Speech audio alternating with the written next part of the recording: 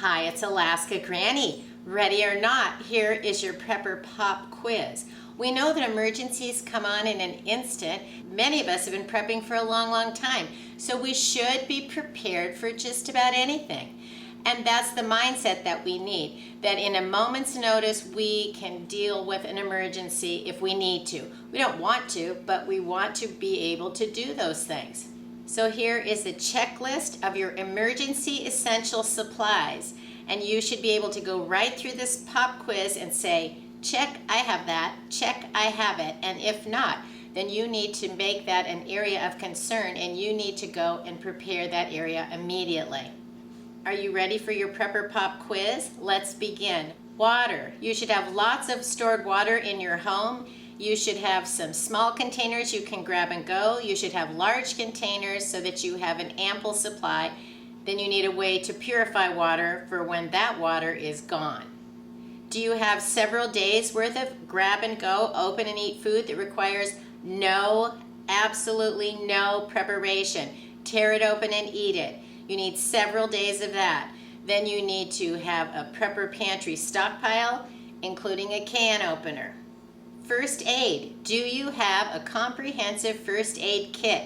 Have you included all of the basics, including a first aid guide? Do you have some additional supplies that would be relevant to your life? Mine includes potassium iodide in case of a nuclear event, bug repellent because the bugs are just ridiculous this year, and sunscreen. Don't get your first sunburn of the year before you remember you need sunscreen.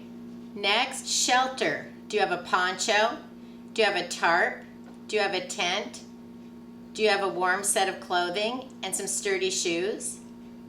Fire and warmth. Do you have matches? Do you know how to start fires? Do you have a simple camping stove, the fuel that goes with it? Do you have blankets and hand warmers? Next, we have light. Do you have flashlights, headlamps, glow sticks, extra batteries, candles, matches or lighters? How about a few solar lights? Next, communication. Do you have a radio? Do you have a whistle that you could whistle for help if you needed it? You need an extra cord to charge up your cell phone and an external battery pack if your cell phone is something that you can't live without. Next, sanitation. Do you have an ample supply of toilet paper, trash bags, toothbrushes, toothpaste, a hairbrush, wet wipes, hand sanitizer? Next, tools. Do you have an axe, a multi-tool, a knife, duct tape, rope, zip ties? And I always include a sewing kit because I'm using it all the time.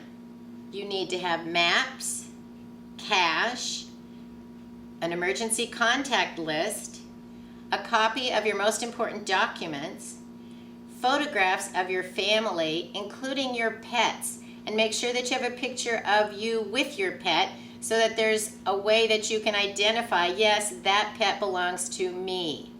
Because in times of emergencies, pets become separated. You also want to make sure that you have the pet supplies you need, including a carrier, a leash, some way that you can keep your pet contained in an emergency situation.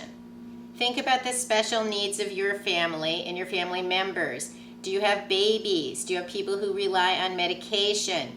Do you need feminine hygiene supplies? Finally, self-defense. Have you thought about how to protect your home and yourself? You need to make the decisions on what you're willing to do, how you can prepare to do that. Are you trained properly, and any dangerous elements that you would have for your self-defense? There are certain self-defense items that you need to keep properly locked and stored so that if someone should have no contact with those items, that they can never get them. It's your responsibility as a self-protection person to make sure that people that shouldn't get those items can't, and that you know how to use them, you practice, and you prepare. You also need to know the laws of using your self-protection devices where you live and if you travel. If you are traveling to places that don't allow your particular method of self-protection, then you need to be aware of that and figure out how you can work around it or what you need to do to make sure that you're protected in whatever plans you make. Hopefully you all did well on this Prepper Pop quiz and you have all the supplies that you need on this checklist. If there's any of those areas that you didn't answer, yes, I have those supplies, make a plan to gather those supplies and make that a part of your emergency preparation kit as soon as possible.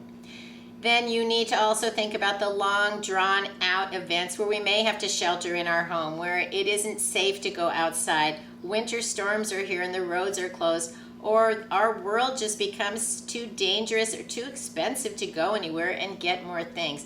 Be prepared no matter what the future holds. That's why we're preppers, so that we can maintain our quality of life and our lifestyle, make things as smooth as possible for ourselves and our family, no matter what the future holds. No one knows what's coming, so we need to be prepared for all the different scenarios that could come our way. Leave a comment if there's an area that you think was overlooked in my pop quiz, so that we can all remember to get those things as well. If you enjoyed my video, I hope you'll share it with someone else you think might like it, and please subscribe to the Alaska Granny channel.